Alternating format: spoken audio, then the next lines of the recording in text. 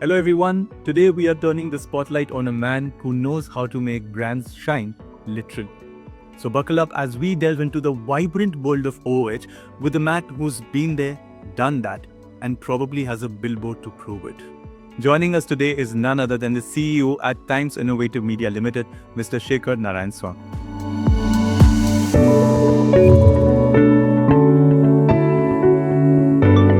Sir, thank you so much for joining. Thank you, Mohit. In fact, it's my pleasure. If I start by saying, time really does fly when it comes to making cities shine. Yeah. 20 years already for Times OOH. Right. Big congratulations to you and the entire Thank you very much. Thank you very much. It's been an incredible journey for us. We started in 2005. And probably, at that time, the market was very fragmented. There were no entry-exit barriers. Anyone could be an outdoor player. Almost 80% of the media was billboards. From there, I think we've come a long way from a more dynamic option, tech-enabled solutions. So I guess it's been an interesting journey. like 20 years behind you and plenty of milestones along the way. So if you have to describe the evolution of OOH advertising industry, like how has the industry changed, in the last 20 years? What could it be? So I think one of the key things that were missing was measurement. OOH has traditionally been, and if you look at the media buy, it comes slowest in the picking order, right? Not anymore. Not it. Not anymore. So I think that is the big shift. So if you, in the last 3 or 4 years, if you look at it, I think outdoor advertisement is what is growing. The rest of them are slowing down or are on billboard. So I think that is saying something. So what has changed is that the market has shifted because the options that are being, what was missing from a brand engagement stand, those things are now available. You can provide dynamic options. You can provide data on footfall. You can provide data on opportunity for a person to see a site. So measurability has been one key milestone that we've been able to. I won't say we have done it completely, but as an industry, I think we are getting there. How many DOH screens are currently in your network and what do you have to say about its growth? So in our entire portfolio, we must be having about roughly about 2,000 to 2,500 screens. And I see over the next 3 years, it would become 3x of that. I mean, we are aggressively investing in these screens, but we also recognize one thing, Mohit, that we would none of our portfolio assets would be entirely digital, because we appreciate that there is a set of audience that would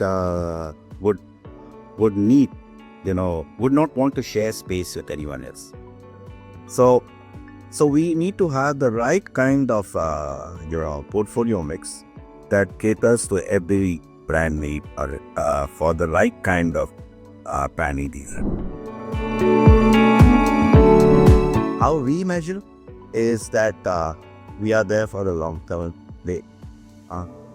We invest in assets. For example, if you be to the Delhi airport, you near the Delhi airport comment or near the boarding gates, you would have seen those large digital screens. So, which we call the digital arcade now. So, it is the largest digital billboard network in any airport. Okay, so that used to be a backlit, and we did the conversion into digital during COVID, when everyone was pulling back on capex spends. So, I mean, that's saying a lot, because when people are putting back on spends, Churchill once said that, you should never let a good crisis go to waste. So we use that opportunity to do that investment, and that is paying off like how now. But since you mentioned about the transit media, and it's not how just restricted to airport, just I want to know your take. How is transit media being received right now? Has it lived up to its potential? Is it promising? Is it showing signs of growth? What do you expect in the next coming years? Transit media has become very important for most. They understand the importance of having a captive audience, and now the environment, the ambience, etc., also has improved a great deal. So, if you earlier, if I was to look at transit media, railway stations were always there before. But why did people want to be in airports? Why did brands want to be in airports? Because the quality of the audience. It's not just about audience. It's the quality of the audience. When I spoke about day parting, when a brand may want to have their campaign played out in those parts of the day or evening where the business traveler was trapped, or you could part it in such a way that if it is in somewhere in the afternoon, then it would be mostly leisure travelers. So you could have brands that are addressing those. For us, digital alone, okay, or rather transit contributes to almost 65% of our revenue. It used to be higher, Right. but then we are, also we don't want to be seen only as an airport player. But I'm just going to take this one moment, because there's always this classic debate between traditional outdoor advertising versus transit format. It's like how you have Virat versus Dhoni, Shah Rukh versus Salman. What's your take on that? Because transit, like you rightly said, is growing. But I think in a recent report I read, even traditional media is here, growing steadily, not at the same level as it used to be, but it's doing well. Yes. So when you say traditional media has got again two parts.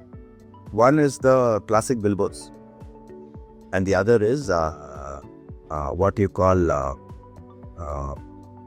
street furniture. Street furniture. Street furniture would be busque shelters, foot over bridges, kiosks, okay, public convenience, toilets, okay. So those would typically work on a PPP model. You go to the corporation, get into a partnership with them, say that we do your investment for you, and we recover our investment through advertisement.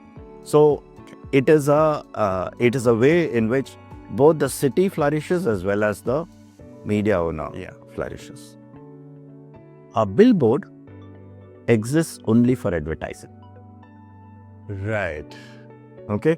So, and however, the static billboard is what is, it's getting replaced now. If you've seen Western Express Highway in Bombay, the kind of proliferation of digital that is happening. Whether that is good, we don't know. Okay, but billboards used to be a large format, as we call it. Large format billboards used to be about 80% of the portfolio. I guess now it is less than 50. It may be around, but still, it's still a substantial. It's about 40%.